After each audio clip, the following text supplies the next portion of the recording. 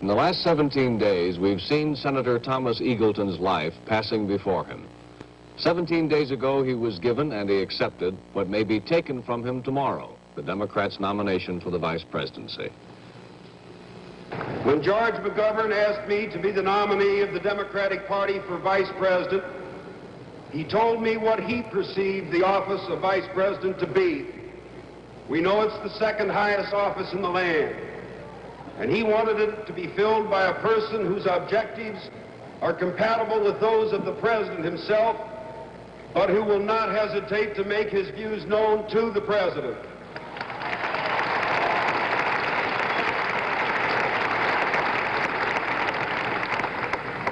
And most important, it's an office whose occupant must understand and appeal to the highest, not the basest motives of our fellow Americans.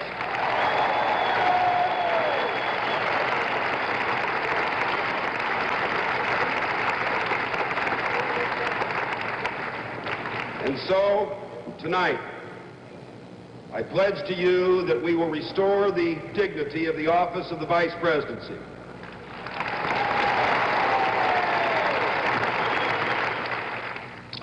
Senator, you again said today that you would not get off the ticket. You are going to meet with George McGovern tomorrow night.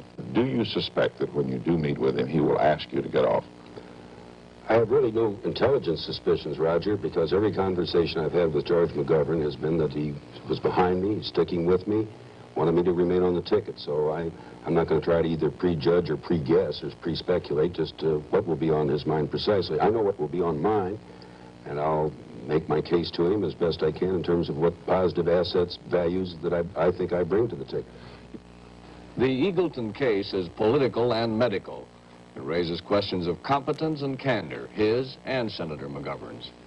We can't answer those questions in this hour, but we will examine them, and we'll tell you a number of things you don't know.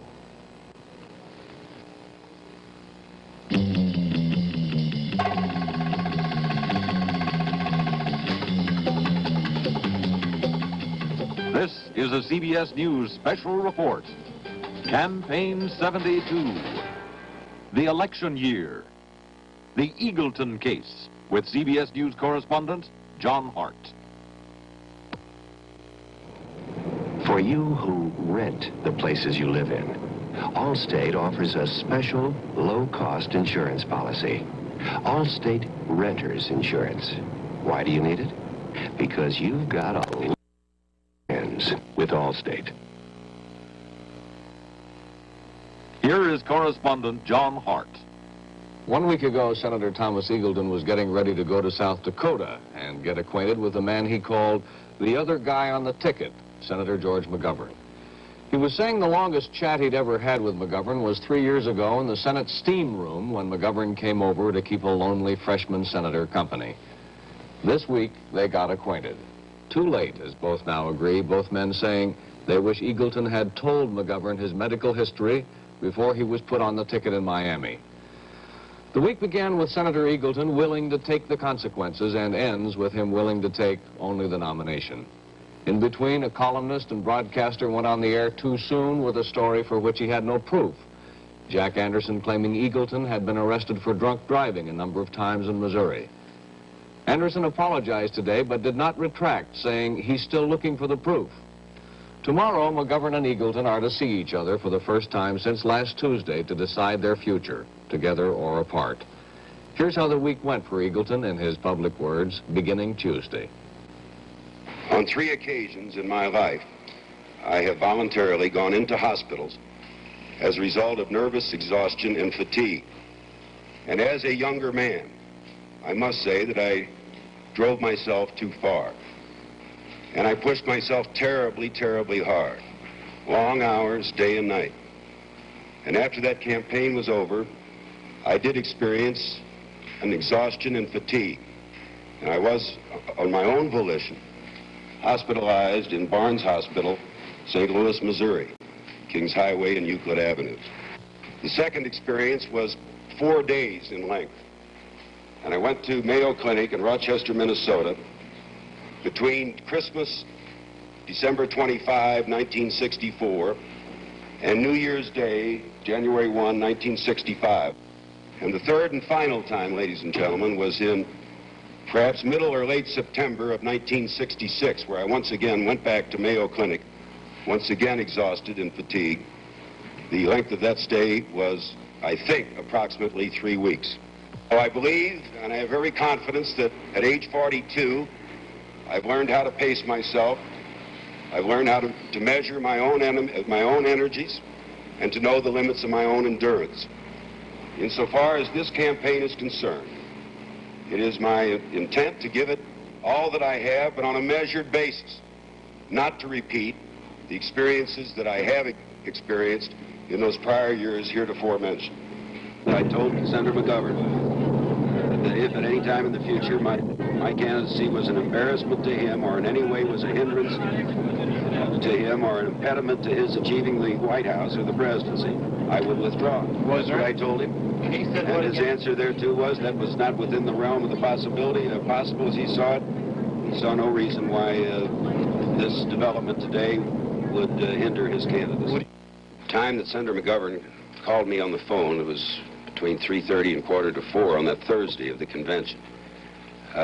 Quite frankly, I didn't think that the experiences that I'd had in these instances was of that great moment. I now realize, ma'am, that it is. Let me, if I could finish. I've read the headlines in the morning papers, and so I know it is of significance, of far greater significance than I had originally thought. I have never been arrested or charged with drunken or careless driving, drunken or reckless driving. Mr. Anderson's statement to that effect is, in blunt but direct English, a damnable lie. There's some talk, of course, that maybe I'll get off the ticket. I assure you this, I will do nothing in the conduct of my life now or in the future that in any way will work a detriment or a hardship to the possibility of George McGovern becoming what he should be, the next president of the United States.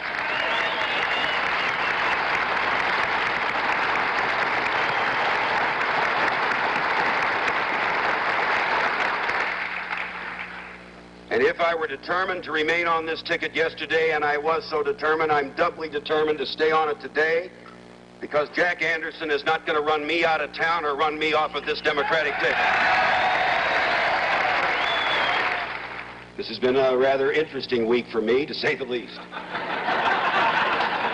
There used to be a television show before David Frost was so popular. He started out on a show here in the country called That Was a Week That Was.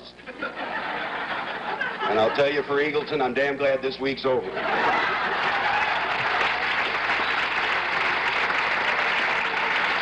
It's hot here tonight. And Eagleton perspires even on Christmas Eve. But I'll tell you one thing. I can take the heat, and I'm going to stay in the kitchen.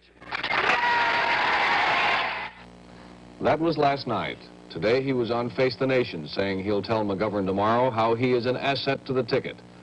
Later he talked with Roger Mudd, who asked him what points he's going to bring up to McGovern to make his case. Well, basically I wanted to tell him about my trip after I left South Dakota, not only in terms of crowd size, but crowd warmth and intensity. I also wanted to tell him, talk to him about some of the political leaders that I met that were not in the McGovern camp. These were either Humphrey or Muskie followers, etc., who I think are now willing to support the McGovern-Eagleton ticket. I want to discuss with him some of the recent polls that have been taken as to whether Eagleton's an asset or a liability. Those are things that I would like to bring up and discuss with the Senator. From every indication from reporters who had dinner with Senator McGovern in South Dakota Friday night, there is now not in their minds any question that he is trying to make you see that you should get off the ticket by yourself. He's trying to make it easy for you. He himself does not want to get involved in a messy situation in which he has to order you off. Mm-hmm. Do you get that kind of message? No, I don't, although I read the press speculation. I have eyes, you know, and I read that is widely speculated on in the printed media, and I presume on the television media as well. I haven't gotten that impression from my conversations with George McGovern himself. He said, he did tell me in the latest one, he said, let's make this point clear, he said, I'm for you. I am under pressure, he said, from some of my supporters to make a change, but he said, I'm for you, and he said, we will discuss the situation Monday night. But if he really wanted to keep you and intended to keep you all along, why would he be telling reporters, I'm with Senator Eagleton all the way until he and I have had a chance to talk? Well, I saw that quote in the press, too. He hasn't phrased it that way to me, Roger. He said, I'm with you, I'm standing by you, and but there wasn't a qualifying clause until we meet Monday night. It wasn't phrased that way to me on the phone. But just summing up your feeling with him, you are not absolutely confident that on Monday he will ask you to remain? I'm not absolutely confident as to what his precise attitude would be either way, Roger. I know what my attitude would be, that I think I can bring something to the ticket. I think that I was known as Tom Who up until about a week ago, and perhaps my contribution to the ticket might be +1 or +1.5. I think with this publicity, Tom Who is now a recognized factor in this country, and it's a plus rather than the minus that it might have started out earlier in the week. People are genuinely interested in fair play and in decency, and people, I think, believe in me, because these crowds, I couldn't be deceiving myself in these crowds. If there's one thing, Roger, that a politician can judge, is not only the size of a crowd, but the sincerity of a crowd. I guess that's our best gut training. You feel it right in your insides. But that's not the kind of publicity you really want, is it? The jokes that follow you about a shocking good time and a brilliant this, and having to explain on national television about your drinking problems. Well, I've had no drinking problems. But they keep coming up, always on the defensive. This is not the way you want to run for vice president, is it? No, I think in due course, meaning in a reasonably foreseeable period of time, that the Eagleton issue will fade away after I've answered the questions time and time and time again, so that they become boresomely repetitious. The news value will have been gone, and we'll get about the discussion of the real issues. And I don't think this will take as long as some people think. I think it can be done in a period of a week or 10 days. Let me clarify for the record, because I don't know that we did. There is a rumor about Eagleton drinking, etc. That rumor is totally false, categorically false, and I didn't just want to, by raising the issue, I didn't want to leave it unanswered on the television screen. Do you think, looking back, Senator, that you were as candid with George McGovern as you should have been? Well, frankly, I wish, when the question was asked to me of Mankiewicz, and I want to explain exactly how the question was phrased, that I wish I had raised it, because George McGovern said even if I had raised it, he would still have been for me to be the nominee anyway. Precisely, here's how the question was phrased, Roger. George, tell me what happened at the hotel room. About 20 to 4, we'd been there all day with the staff, waiting and hoping for a call. In fact, by the time the call came, we'd almost given up hope, because we thought, well, it's too late in the day, somebody else has been called, so be it. But there was the phone. I was in the adjacent bedroom. This was a 2-bedroom suite. Somebody came in and said, in a hushed voice, said, George McGovern's on the line. So I came in the room. There were about 6 or 8 of our staff people, plus my wife. I got on the phone. Tom, this is George McGovern. I'd like you to be my running mate on this ticket this year. And I paused, and I said, George, I'm flabbergasted. Oh, he said, no, this is on the square. This is, we're sincere, with some such words as that. I want you to be on the ticket with me this fall. Will you be my running mate? I said, George, before you change your mind, I hasten to say yes. He said, wonderful. He said, I'll turn you over to Frank Mankiewicz, who's standing here with me, and he'll work out some of the details about this evening. Frank congratulated me very cordially, as one would expect. Said, get too busy on your acceptance speech with your staff, etc. Then he said this question. He said, Tom, do you have any old skeletons kicking around in your closet? Roger, I gave a categorical answer to that, no. And I would give the same answer to that today as no. I don't consider such health problems as I had in years past, in 60, 64, and one in 66, to be a skeleton. A skeleton is something that you find to be evil, sinister, filthy, corrupt, something that you're grossly ashamed of. The fact that I'd have a health problem, I didn't put in the category of being a skeleton. But why didn't you talk to him about it before, if you were under serious consideration? Well, Shouldn't he have been entitled to that information? I wasn't asked about it, Roger, and they were checking out the rumors with respect to it. And it was discussed at the meeting in which they were selecting possible candidates. They'd written a bunch of names down on a sheet of paper. Yeah. And they were going over the names, and I'm told that when they got the name Eagleton, somebody said, well, does he have a problem, a health problem? And I don't know what the answer was, it wasn't in the room. But they never asked me, they never came to me and said, would you describe your health problem to us, or anything of that type? But you didn't think it important enough to go to them with it? No, for this reason. I've had, of my 42 years on Earth, I've had 3 periods of time in which I've been unhealthy, And 6 years ago was the last incident. I consider myself to be in sound, solid health. I'm competent and capable to hold a public office. I've held some very important ones, and I think I would be a competent, capable, successful vice president. What steps are you taking, Senator, medical steps, to assure the American people that indeed you are competent to perform under pressure? Well, the best medical prognostication I can give them is my past 6 years of good health, plus a physical exam that I have already taken at the Senate doctor's office in conjunction with Bethesda Hospital, a standard physical, which the results of which will probably be available midweek, I guess. But aside from just a straight physical examination, the mental stress that you would go under, well, and what assurance can you give the people that you could stand up under? I think I can give the people about the same assurance as the two nominees are on the Republican ticket for president and vice president. That is, how can anybody give total assurance about any health problem? But they don't have that past record, do they? Well, I'm not saying they have a past record, but no one can say certainly with any degree of assurance as to what the future will portend for any individual's health. My health, Roger, is solid and sound. I believe it is. I know it to be the fact. If tomorrow night you've been dumped, who do you think ought to replace you? Oh, well, I won't speculate as to whether I'll be dumped, and it would be the rankest for him to speculate what would follow thereafter. I'm going to try to make as strong a case as I can to George McGovern, and I hope that we can make a joint decision in which both of us can find a substantial agreement. It should be a joint decision by both of us. When you're hurt, it helps. With a rock around assembly, assembly, assembly. With a rock around assembly, we don't like dirt. But detergent gasoline helps keep our engine running smooth and clean. Sure is more below, it's more the gasoline. With a rock around assembly, assembly, assembly. Use mobile detergent gasoline. It can help your car's performance. The people who know Tom Eagleton the way George McGovern never can are in Missouri. Bob Schieffer went there to talk with a few of them. This is the house where the Eagleton family lived, and nobody in this neighborhood was surprised when one of the Eagleton boys decided to go into politics. Their late father was a successful trial lawyer and a political power in these parts, although he never held public office.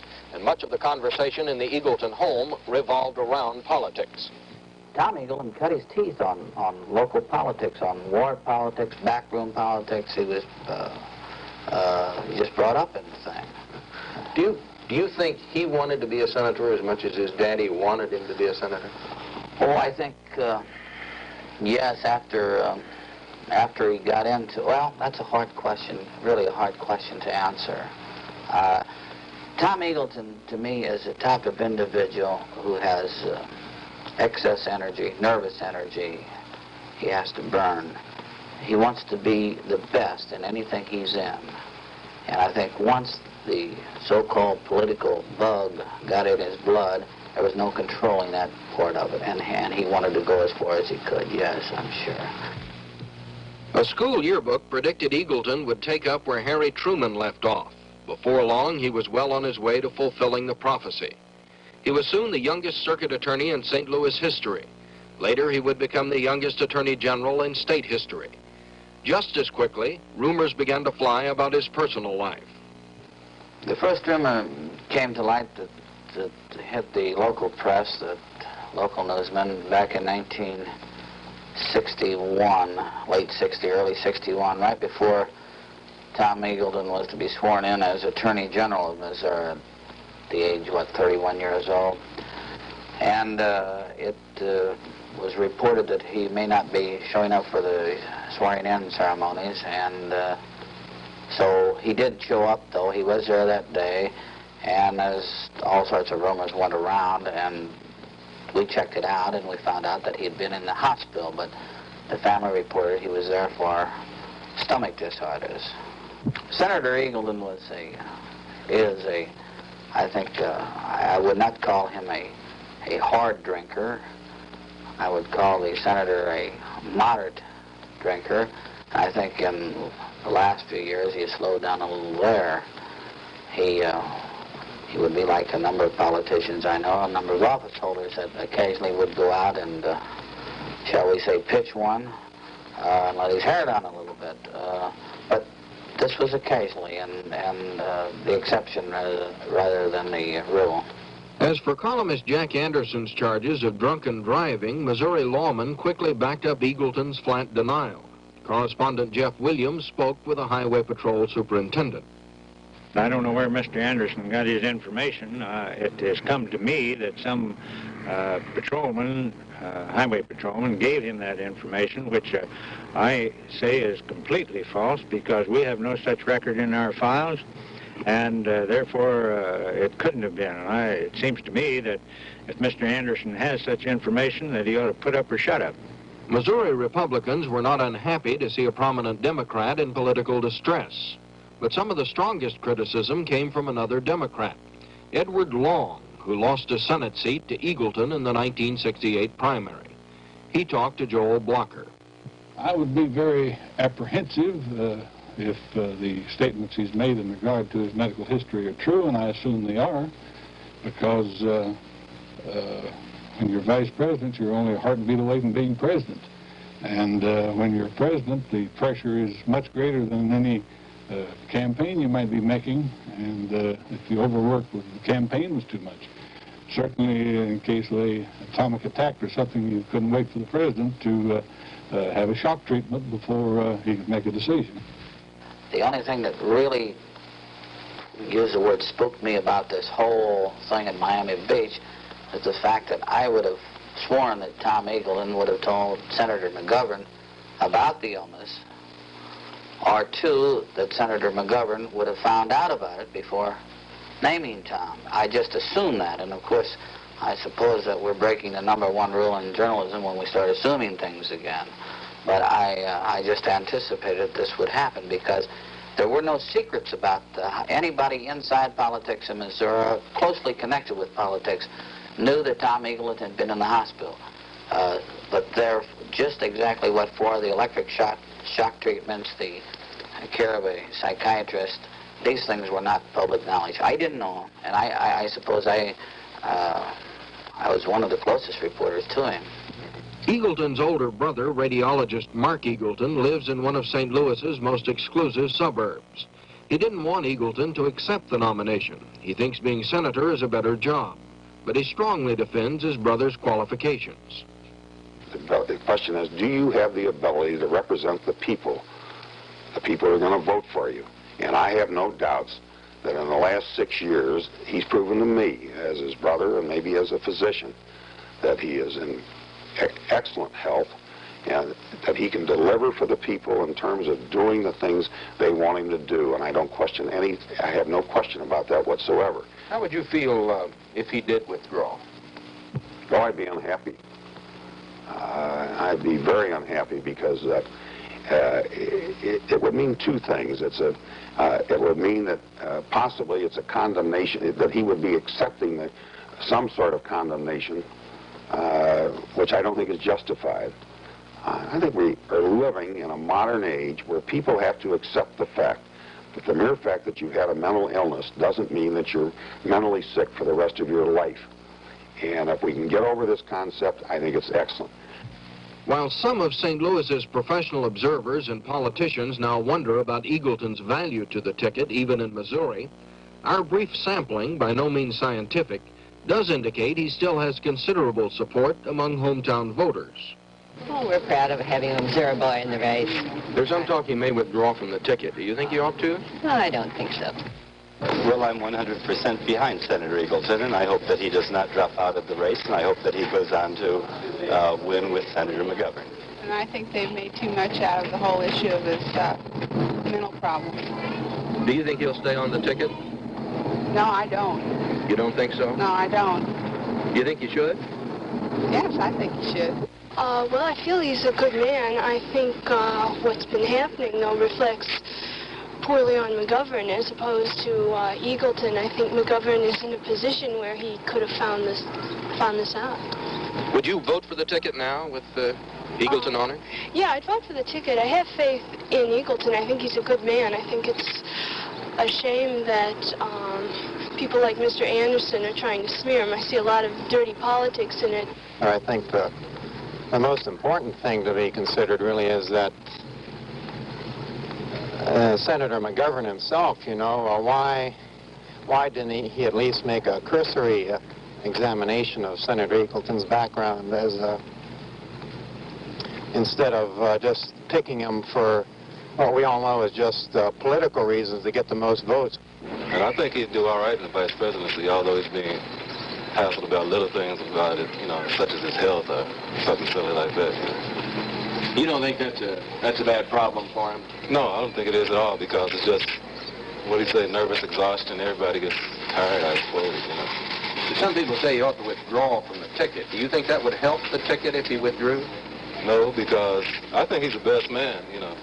I think he ought to run and just keep running, really, because a lot of things happen that, you know, that stuff's in the past, and he's a good man, and I feel he should run.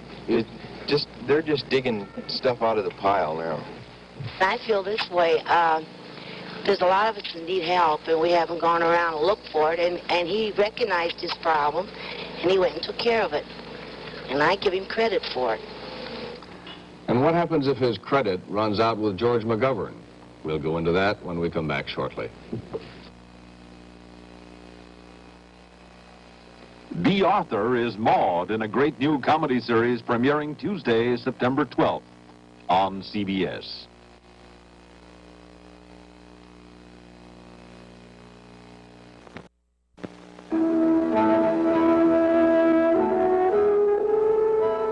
Continental introduces a new mark. Continental Mark IV.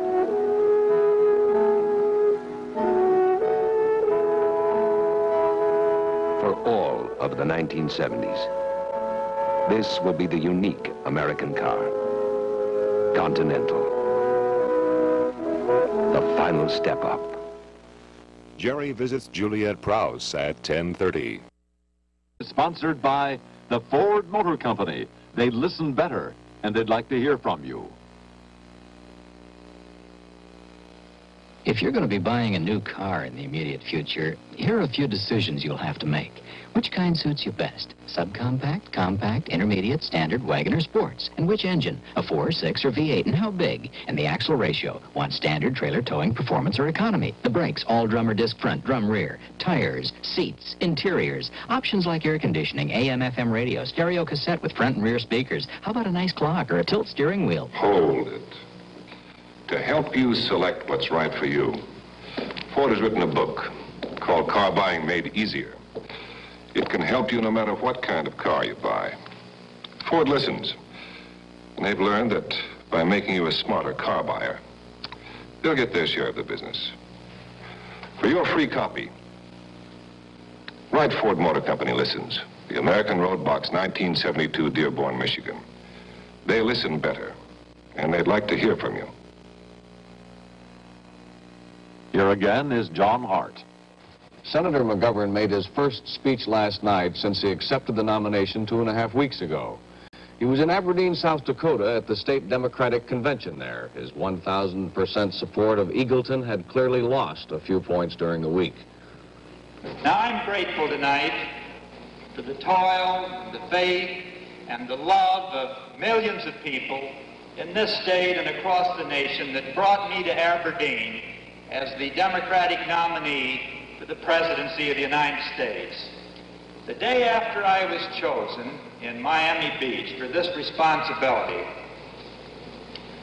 I selected Senator Tom Eagleton of Missouri as my running mate. We have had some difficult and heart-rending days since then. I do not know, frankly, how it will come out.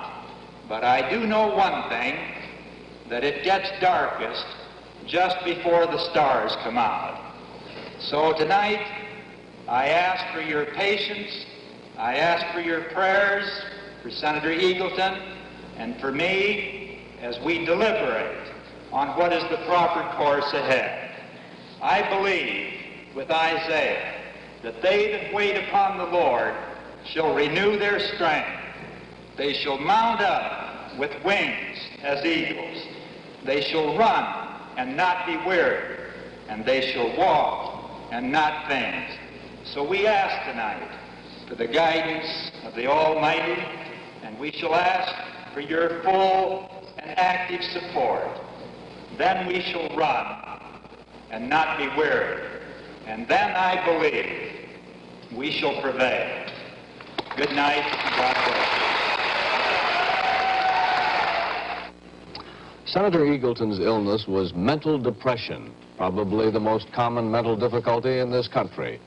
Most people recover. They are treated with counseling or medicine or electric shock therapy, or a combination of all three.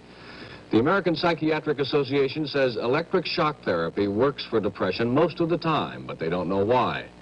We asked Earl Ubell, the science editor of WCBS-TV, to go to Massachusetts General Hospital for a report on depression. Can a man who has suffered from a nervous depression and been treated for it with electric shock serve in high public office?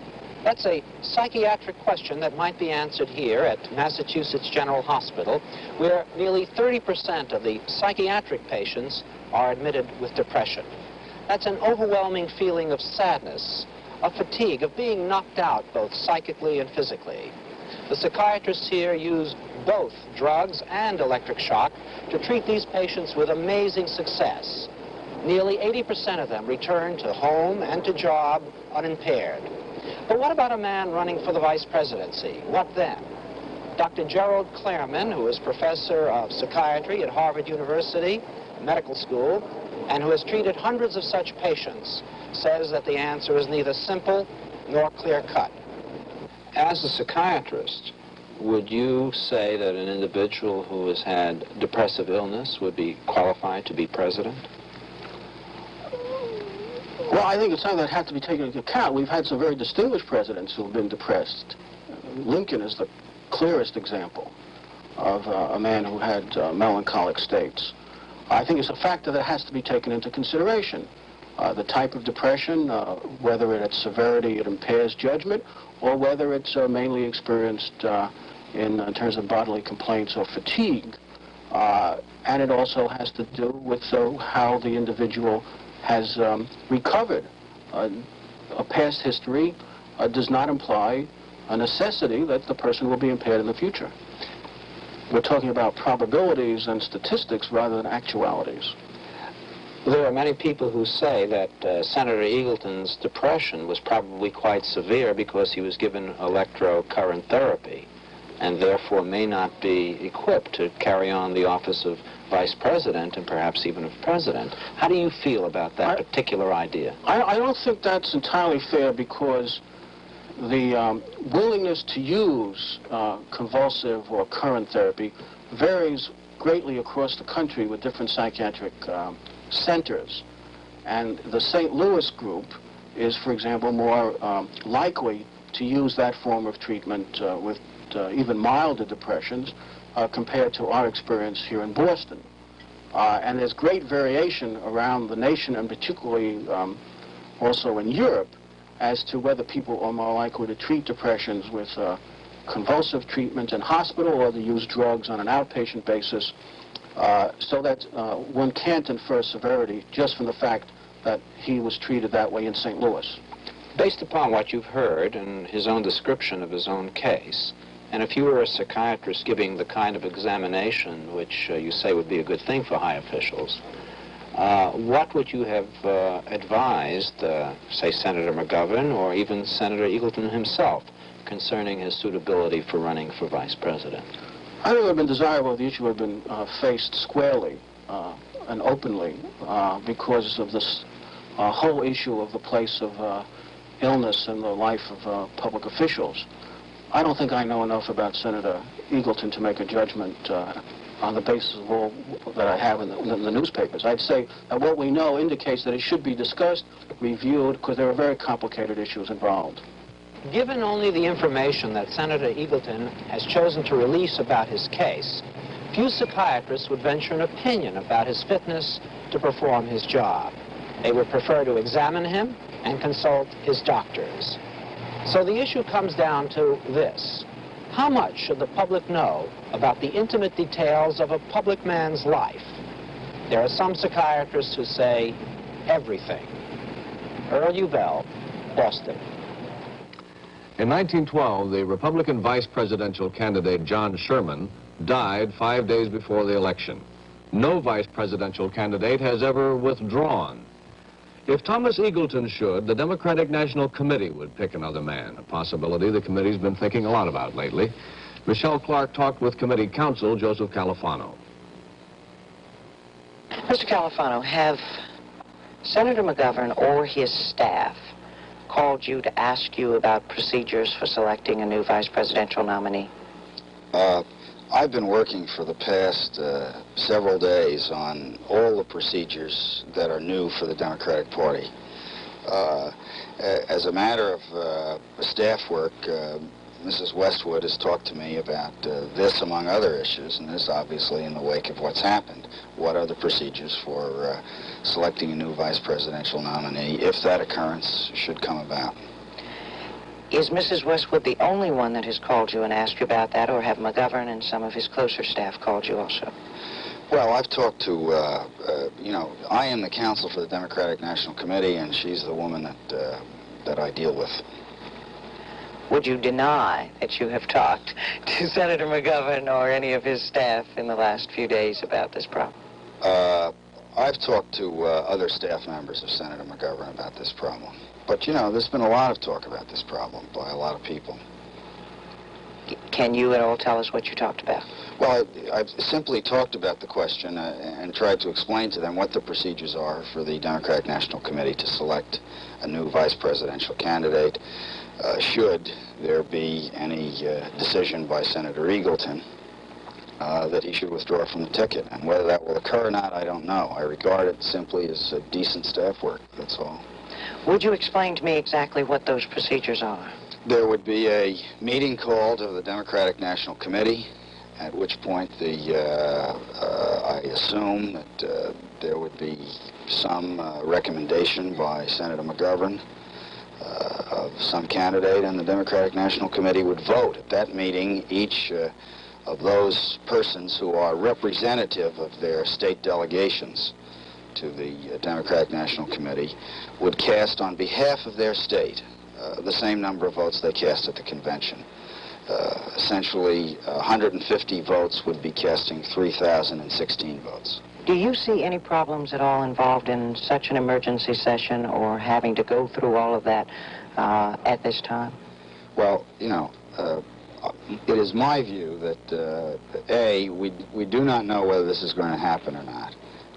B, if this does come about, I believe that Senator McGovern would consult with many, many people about whatever recommendation he ultimately made, and I believe that the Democratic National Committee, recognizing all the problems associated with this, the personal tragedy involved for Senator Eagleton, the problems involved for the presidential candidate, would by acclamation approve of whatever candidate Senator McGovern proposed. The convention is considerably more open than the procedure that we're talking about. Are you concerned at all about this emergency session, if it were called, being subject to charges of old politics or heavy-handedness?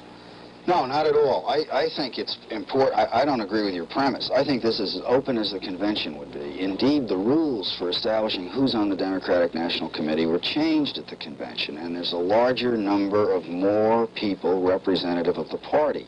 And indeed, the 150 votes, which would be cast by 161 of the members involved, are precisely those members who are designed to mirror the people who are at the Democratic National Convention, to the point where one part of the rules requires that certain of these members be selected to reflect exactly the presidential choices that delegates held at the convention prior to the time a nominee was chosen. So that I think it would be just as open as the convention. Would you say, in your judgment at this point, that there will be a need for such an emergency session? That is not my judgment to make. That's a decision that it seems to me is profoundly personal insofar as Senator Eagleton is concerned, and a matter that really is between Senator Eagleton and Senator McGovern. Today, the two chairmen now in charge of the Democratic National Committee came out against Eagleton staying on the ticket. Gene Westwood and Basil Patterson were on NBC's Meet the Press. Mrs. Westwood saying it would be a noble thing for Eagleton to step down, and she urged him to. Patterson agreed that went for him, too, both saying they were speaking only for themselves. In a minute, we'll have some inside information.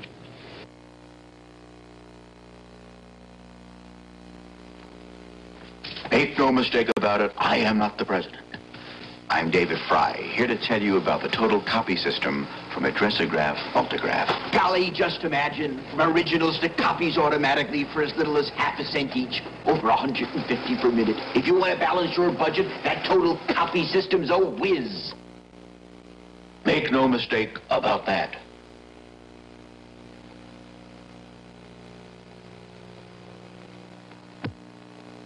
There are all kinds of stocks I could buy, some for long-term capital gains possibilities, others for income. Then there are municipal bonds good for tax savings. Corporate bonds, they have advantages. Or maybe mutual funds.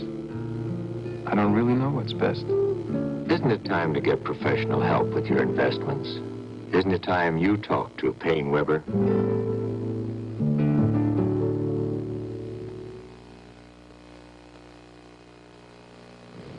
Here are the three CBS News correspondents who've been covering the two Democratic candidates. Bruce Morton and David Shoemaker have been sitting it out in the Black Hills of South Dakota with Senator McGovern. And Barry Serafin has been traveling around with Senator Eagleton on his campaign.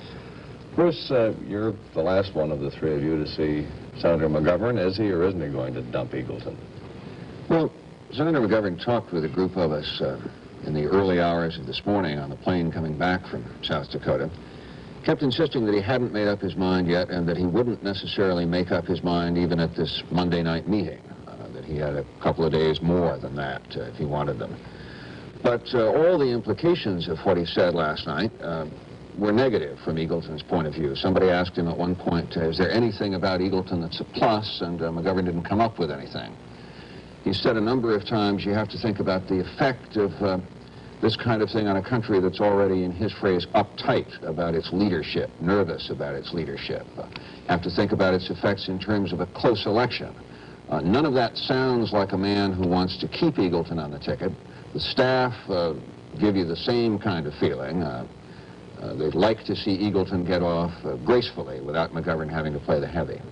David, your conversation with McGovern is older, but I understand you feel it's a little more candid. You talked to him when, last Friday?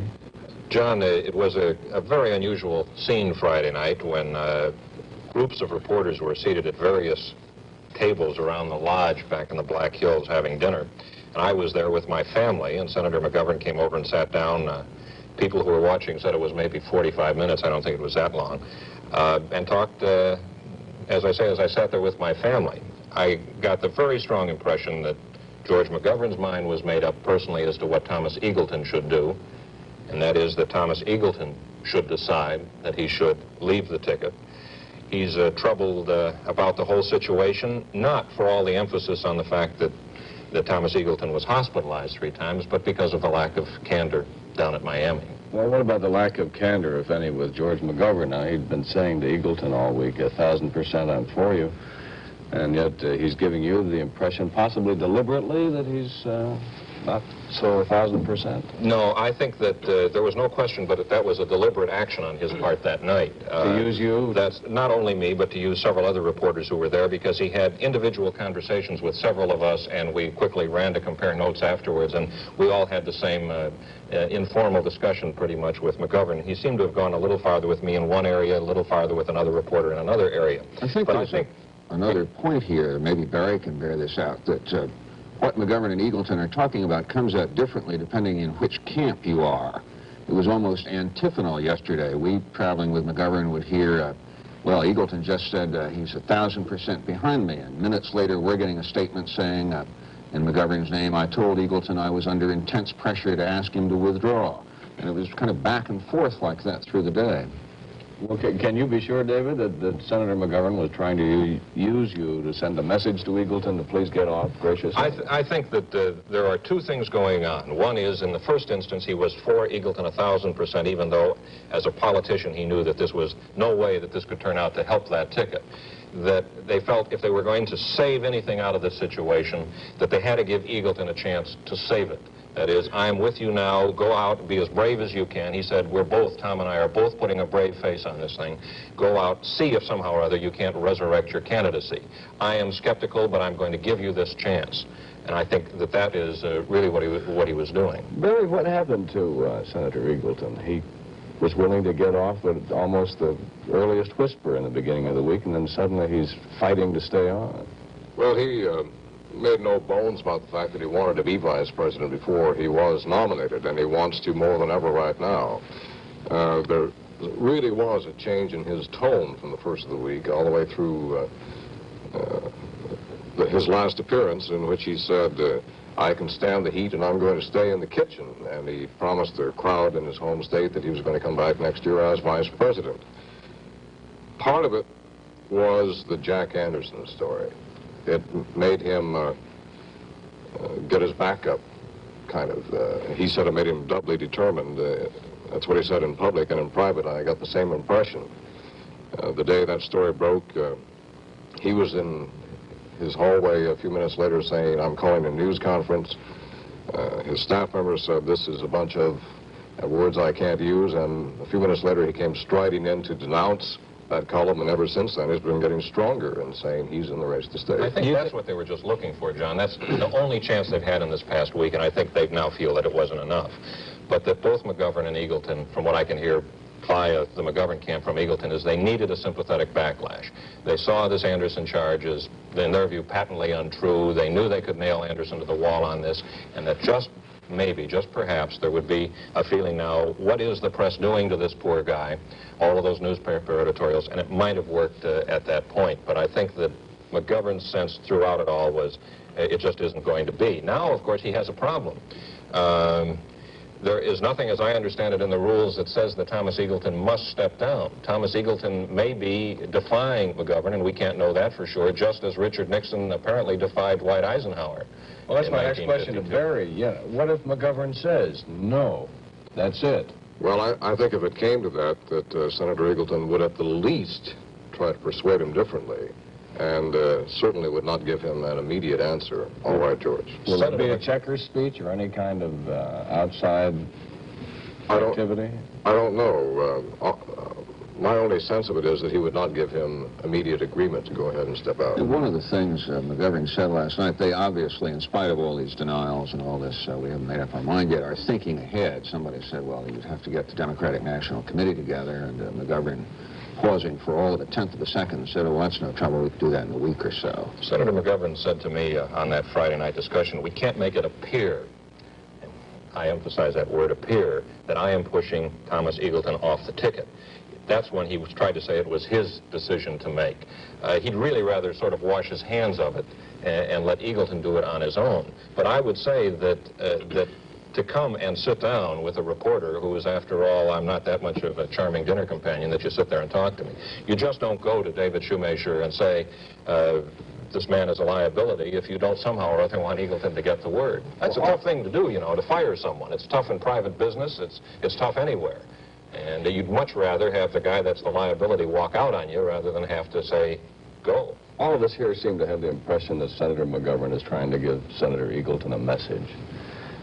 My question, Barry, is he getting it, or is he just not admitting that he's getting it?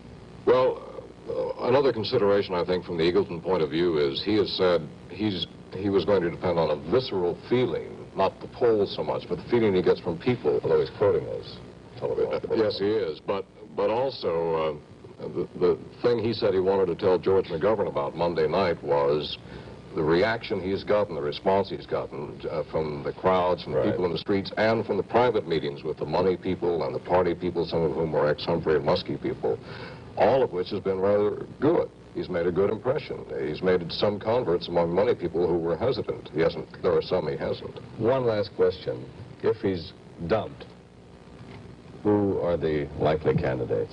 Anybody have any informed opinion on that? Oh, it's a long list still, I think. A lot of names that were heard before Eagleton was picked. Kevin White, for instance. Some senators.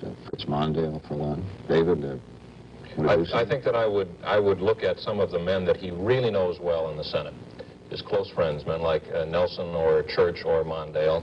I think he would still like to have Senator Kennedy, although he realizes that that might resurrect the whole question of credibility. He said, you can be sure of this. Next time is going to be a man that's thoroughly checked out, and I'm going to choose a man who is either impeccable or has political clout. So you can look for that combination. Thank you, Bruce and David and Barry. Thank you. Ford Motor Company listens, the American Road, Dearborn, Michigan. They listen better, and they'd like to hear from you. Senator Eagleton has taken comfort from a number of polls made quickly this week, all of them by telephone. The Gallup organization called 513 people, and of them, 59% said Eagleton's medical history didn't make him unfit, but 80% thought he should have told McGovern right away. The New York Times called up 103 delegates who'd been at the convention, delegates from New York, New Jersey, and Connecticut, and McGovern delegates all, and the ones who said their preference were 2-to-1 for Eagleton leaving the ticket. We talked with Lewis Harris, who's now doing a poll of 1,800 people across the country in personal interviews. How do you go about finding out how people really feel about Senator Eagleton? Well, you have to ask about it in considerable depth. I'd have serious reservations about using a telephone interview where you just called people up cold, said you were from Lewis Harris and Associates, so we'd like to ask you questions. One, you can only ask a few questions, and two, this whole subject of mental health and psychiatric disturbances is one which is extremely sensitive, and my philosophy about it, for better or for wrong, is that I would not trust, I'd say it categorically, would not trust a telephone poll result on this subject. People are going to say, well, I want to be super fair about it, or they might feel they have to give the stereotyped answer that, well, wow, anybody with a psychological disturbance, we don't want them heartbeat away from the presidency. I think involved is whether should a man who, I'd say the two central issues, and I could be wrong, but at least as far as as an analyst, I have a right to say this. One is the fact that man has had three separate periods of mental troubles or psychological troubles which he needed hospitalization in. In this day and age, should that disqualify him from serving as vice president, potentially as vice president? The second is, should the fact that Senator Eagleton did not tell Senator McGovern at the time he was selected by Senator McGovern, does that cast some moral doubt about the character of Senator Eagleton? Or, put another way, does it cast some doubt about his intelligence, in the sense that maybe he thought it wasn't important, but obviously, looked in retrospect, I think everyone would admit it's important. It seems to me that some very important decisions ought to be made by, if I might suggest, by the candidates themselves on both of these issues, where conviction really matters. And my experience has been that unless you do something in public life which is in accord with what you have some conviction about, you can get pretty well buffeted, especially in these volatile times, by, quote, what is popular and what isn't popular. I'd also say that I know I lived around politicians most of my adult life, and I'd say that I don't know one, if there were no polls, who wouldn't be putting a wet finger up to the wind to say, what are the political consequences of this? So that I think it's fair game for them to say, well, is it helping or hurting? And if it hurts too much, maybe we ought to find a rationalization to get out of it. I, for one, and I don't know if my colleagues in my field would share this, but I, for one, would feel much better about having results such as this used as part of the judgment rather than being commanding. Because there are genuine moral and qualification dimensions that are involved that are much more important as to whether you can win or lose. One of McGovern's men who helped pick Eagleton's side this week and said, It took us a year to get a presidential candidate, and we took 15 hours to pick the vice president. They're not yet running together. They are circling each other. McGovern cannot fire Eagleton. The party laws won't let him. Eagleton cannot defy McGovern and divide his party and still expect to win the office he wants so much. So it will be a joint decision. Already the issues have gone from shock treatment to Eagleton's candor to McGovern's judgment to the meeting tomorrow. And how they decide is as important as what.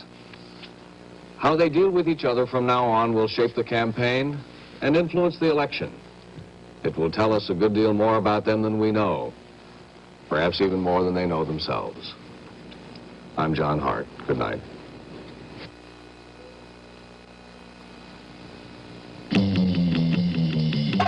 This has been a CBS News special report.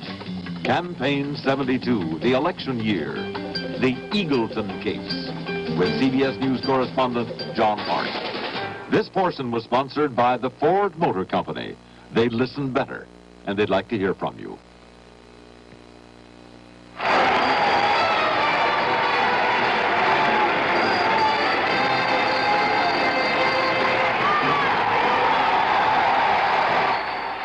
This is CBS. Senator Eagleton faced the nation again today. We'll have a... Southern Californians face the pressure cooker of a heat wave for the 4th consecutive day. John Gilbert will provide film and maps. Jim Racer rounds out sports with a wacky new record in a Sun Valley pool. We'll have all the big news shortly.